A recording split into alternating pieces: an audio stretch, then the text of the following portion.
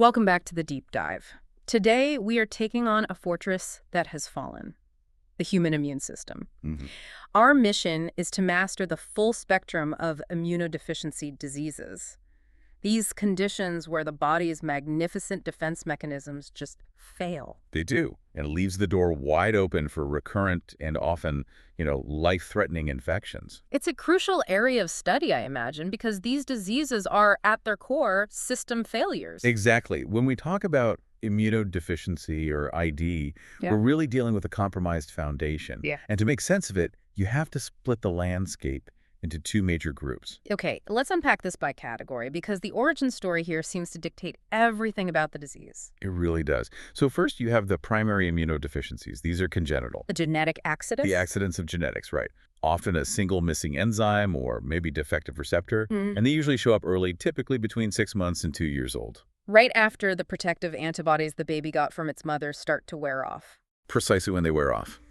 Then you have the second group, which is much, much more common. Secondary or acquired immunodeficiencies. And these are complications from external factors. Yes, things that happen later in life. Yeah. Severe malnutrition, cancers that damage the bone marrow, or, the most devastating example is an acquired infection or even necessary medical treatments, like immunosuppression after an organ transplant.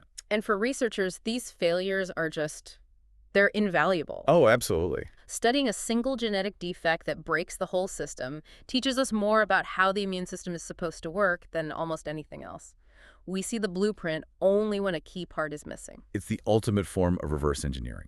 So let's start that journey at the very beginning with the innate immune system. Our rapid, non-specific first responders. Exactly.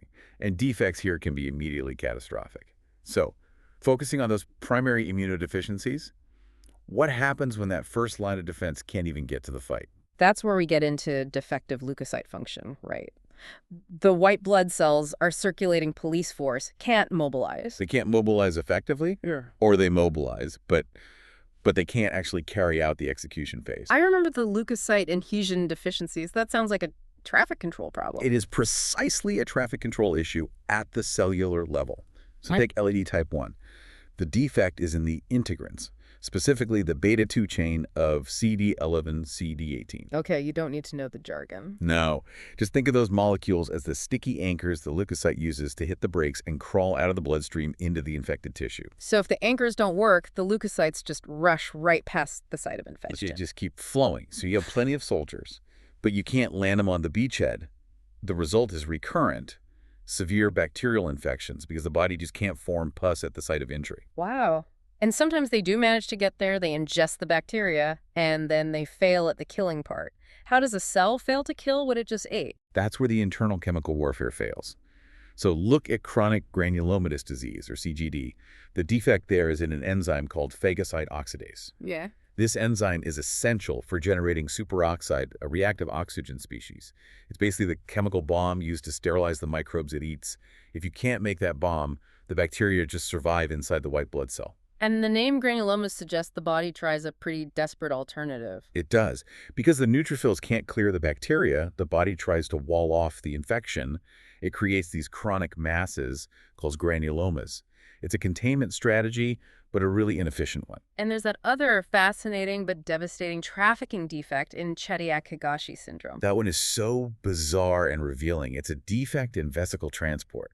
So the phagocytes ingest the microbe, but the killing enzymes in the lysosome can't effectively merge with the compartment holding it. And what's so insightful is that this same defect also affects other cells, right? It does. It affects melanocytes, which leads to partial albinism, and also the nervous system. It shows that this one gene controls a fundamental process that's shared across many, many different cell types. Let's move to the other critical branch of innate defense, the complement system, that cascade of proteins. Complement deficiencies highlight very specific outcomes. This is where you find some paradoxical insights. For instance, deficiencies in C2 or C4, part of the classical pathway, they increase susceptibility to infection, yes. But they also frequently show up as a severe lupus-like autoimmune disease, SLE. Wait, a deficiency causing an autoimmune disease? That sounds completely counterintuitive. It's a critical teaching point, though. The classical complement pathway isn't just for killing bacteria. It's essential for clearing away circulating immune complexes and apoptotic debris. cellular garbage. So if you can't dispose of the garbage effectively, It piles up, and the immune system starts attacking it, which leads to the chronic inflammation you see in lupus. the system fails at cleanup, and that triggers a self-attack. Wow. Exactly. Now, compare that to a deficiency in the terminal components, so C5 through C9. Right. These are the parts that assemble the membrane attack complex, the MP, which literally punches holes in bacterial membranes. If you lose the MT, you become overwhelmingly susceptible to one specific type of infection: recurrent Neisseria infections. Meningococcal and gonococcal. Yes. That level of specificity is incredible, isn't it? It tells us that those bacteria are uniquely vulnerable to being destroyed by the MAFE. Molecular specificity driving clinical outcome. A textbook example. It is? So we've seen the front line collapse. Now what happens when the specialized backup troops, the adaptive T and B cells, are compromised? Well, the most immediate overwhelming catastrophe in adaptive failure is severe combined immunodeficiency, SCID. The bubble boy disease. That's the one. And this is where both cellular, so T cell and humoral, the B cell antibody responses, are virtually non-existent. Clinically, I guess it makes sense to lump them all together because the outcome is the same: death within the first year without intervention. It is. But genetically, they are very different accidents. The most common form, X-linked SCID, is a signaling failure. It's a mutation in the common gamma chain subunit of multiple cytokine receptors. Which cripples T cell development. Completely. Right. And you might have B cells, but they're useless without T cell help. And then there are the autosomal recessive cases, which are a totally different kind of failure. Right. Primarily, that involved adenosine deaminase, or ADA, deficiency. This isn't signaling, it's a biochemical poisoning. A poisoning. Yeah. ADA is an enzyme, and its absence causes a buildup of toxic metabolites that specifically kill off rapidly dividing lymphocytes. T cells, B cells, they all get poisoned before they can mature. Let's shift to a B cell specific failure. X-linked agammaglobulinemia, or Bruton's. Here the T cells are fine, but the antibody factories fail. This is a failure of B cell precursors to mature. The defect is in the Bruton tyrosine kinase, or BTK. It's a crucial signaling molecule. B cells need to confirm they've successfully rearranged their heavy chains. And if BTK fails, B cell development just stops cold, and patients lack virtually all immunoglobulins. and because this is X-linked, it's mainly in boys, and the symptoms show up reliably around 6 months of age. That timing is the critical clue, isn't it? It is the most important clue. 6 months is when maternal antibodies are gone. Suddenly, the infant is defenseless against encapsulated bacteria like H. influenza and S. pneumonia. But there's an often overlooked danger there, too. A huge one. They're also vulnerable to enteroviruses like poliovirus and echovirus, which can cause fatal encephalitis because the body lacks the specific antibodies needed to neutralize them. Okay, and before I move on, we have to touch on a T-cell defect that really ties immunity to other major systems: DeGeorge syndrome. DeGeorge is a fascinating developmental failure. It's usually linked to a deletion on chromosome 22q11. This causes the thymus to fail to develop. No thymus, no T-cells. Right. But that same developmental field also controls other structures. So these patients often have tetany due to a lack of parathyroid glands, and they have congenital heart defects. Immunity is only part of the story. Finally, let's talk about the most common one by far: isolated IgA deficiency. Right. This affects roughly 1 in 600 people of European descent. It's a defect in the final differentiation step of B cells into the plasma cells that produce IgA. And IgA is the antibody that guards our mucosal surfaces. Exactly. The respiratory and digestive tracts.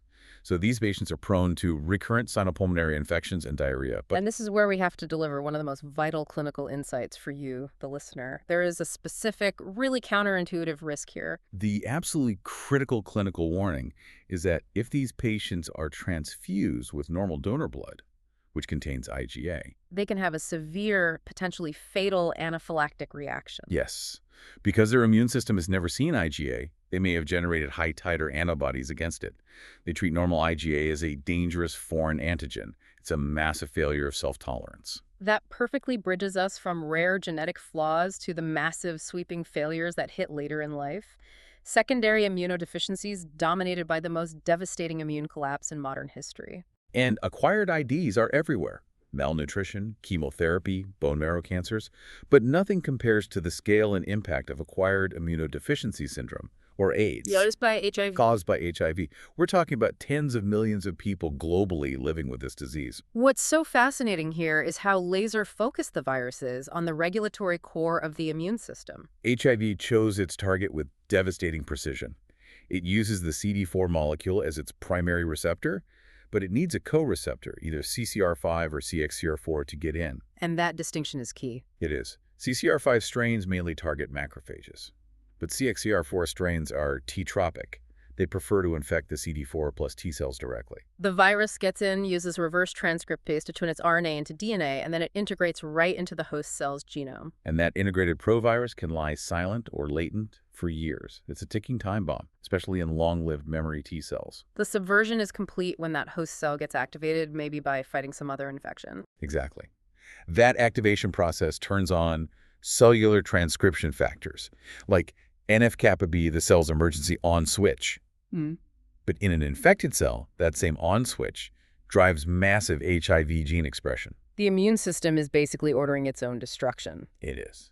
Which leads directly to the core pathology, Oh. the relentless daily T cell massacre. The scale of it is just mind-boggling. It's genuinely terrifying. The estimates show approximately 1 to 2 billion CD4 plus T cells die every day in an untreated person. Wow. When you say that number, it really puts the chronic injury into perspective. These CD4 plus helper cells are the master regulators, and losing them causes a systemic collapse. So if we look at the clinical picture without modern treatment, how does that slow collapse actually manifest? It starts with the acute retroviral syndrome, a nonspecific flu-like illness a few weeks post-infection. Then comes the clinical latency phase. Which can last for years. 7 to 10 years, often. The patient feels fine. But underneath, the virus is replicating in the lymphoid tissue, causing a slow, steady decline in CD4 plus counts.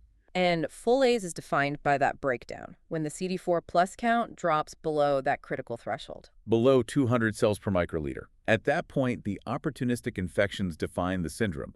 Fungal threats like pneumocystis jirovecii pneumonia, candida oral thrush is a classic sign of immune decompensation. And viruses. Viral infections like cytomegalovirus causing devastating retinitis, and maybe most critically on a global scale, the incidence of severe tuberculosis just skyrockets. And the specific AIDS-defining cancers, they illustrate the failure of T-cell surveillance so beautifully. They absolutely do. Yeah. You see the loss of T-cell control over oncogenic viruses. So you have Kaposi sarcoma linked to human herpes virus 8, and aggressive B-cell lymphomas, often linked to Epstein-Barr virus. Yeah. The T-cells that normally police these viruses are just gone. But this story has a transformative second act, right? The advancements. How has modern medicine fundamentally changed this prognosis? The impact of antiretroviral therapy, or ART, has been nothing short of miraculous. It's combination drug therapy that targets multiple steps, reverse transcriptase, protease, integrase. It slams the brakes on replication. It does.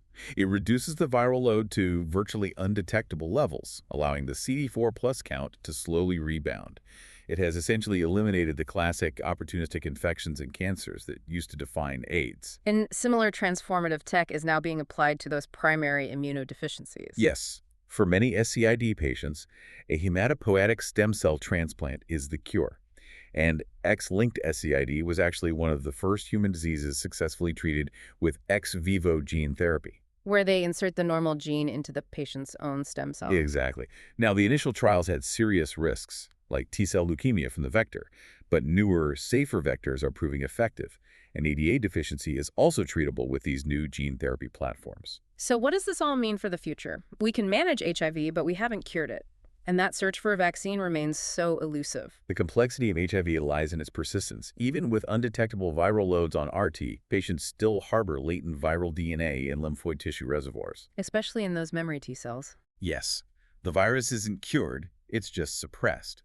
And while ART saves lives, we are now seeing the consequences of that long-term immune suppression and chronic inflammation. New non-AIDS morbidities like accelerated cardiovascular, renal, and liver disease. So we've journeyed today from a single missing enzyme causing SCID, revealing these fundamental flaws in our biology, all the way to a globally devastating retrovirus that subverts our core defenses. Immunodeficiency diseases are the ultimate lesson in vulnerability. And this raises an important final question for you to consider. The clinical management of these profound immune injuries always involves an uncomfortable trade-off. We successfully suppress HIV, but the emergence of these new non-AIDS morbidities tells us that even when repaired, the immune system carries a permanent memory of profound systemic injury. So what does that long-term consequence reveal about the true cost of immune health? Exactly. What does it tell us? A profound thought on which to end. Thank you for joining us for this deep dive into immune vulnerability.